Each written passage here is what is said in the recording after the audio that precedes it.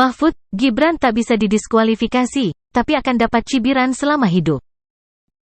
Cawapres nomor urut 3, Mahfud MD dalam acara Tabrak Prof, merespons pertanyaan terkait peluang Cawapres nomor urut 2 Gibran Rakabuming Raka bisa didiskualifikasi atau tidak karena pelanggaran etik yang berkaitan dengannya. Pelanggaran etik yang dimaksud yakni dicopotnya paman Gibran, Anwar Usman dari Ketua MK. Selanjutnya, terkait pelanggaran etik yang dilakukan Ketua KPU Hasyim Ashari karena meloloskan Gibran maju sebagai peserta Pilpres 2024. Mahfud mengatakan, hukum terdiri dari dua tingkatan yakni sumber dan hukum formal. Dalam hukum formal Gibran tak dapat didiskualifikasi. Jadi begini, hukum itu ada dua tingkatan. Satu tingkatan sumber hukum. Di situ ada moral, etika, agama. Lalu ada hukum formalnya, yang sudah ditulis di dalam undang-undang. Mari kita lihat kasus Gibran ini dalam dua segi ini, kata Mahfud di Postblog, Jakarta Pusat, Rabu, 7/2. Kasus Gibran, secara hukum tertulis itu sudah selesai. Bahwa dia sah menjadi calon, lanjutnya. Namun dalam kacamata sumber hukum, kata Mahfud, Gibran cacat akan moral dan etika. Ini terbukti dari keputusan MK yang menjatuhkan sanksi etik ke pamannya.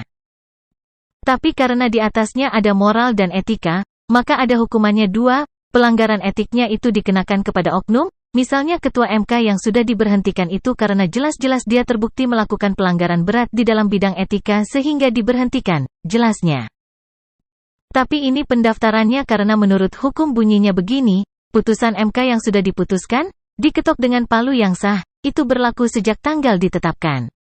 Sama kalau begitu, putusan bahwa Gibran boleh itu berlaku sejak ditetapkan, bahwa kemudian KPU terlambat memproses perubahan peraturan pelaksanaannya itu dianggap sebagai pelanggaran etika oleh DKPP, lanjut Mahfud. Gibran dicibir dan Ketua KPU bisa dipecat. Lebih lanjut, Mahfud menyebut, putusan DKPP yang menyatakan Ketua KPU langgar etik juga dapat diberhentikan seperti Anwar Usman. Nah DKPP itu hukumannya, sanksinya sanksi administratif, bisa diberhentikan ketua kepunya, seperti bisa dihentikan ketua meknya, imbuhnya.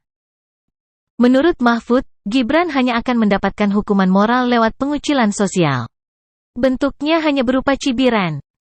Tapi karena etika ini berkaitan dengan moral, maka sebenarnya hukuman moral, pengucilan sosial, dan cibiran masyarakat akan terus terjadi kepada orang yang langgar hukum. Okelah formal tidak mencakup, tapi kalau setiap orang mengatakan, ini anak haram konstitusi. Itu kan hukuman sosial di tengah masyarakat, hukuman moral juga, Anda enggak sah. Anda karena pertolongan uncle, paman Anda karena merekayasa hukum. Itu adalah cibiran masyarakat yang tidak pernah terhapuskan selama hidupnya, tandasnya.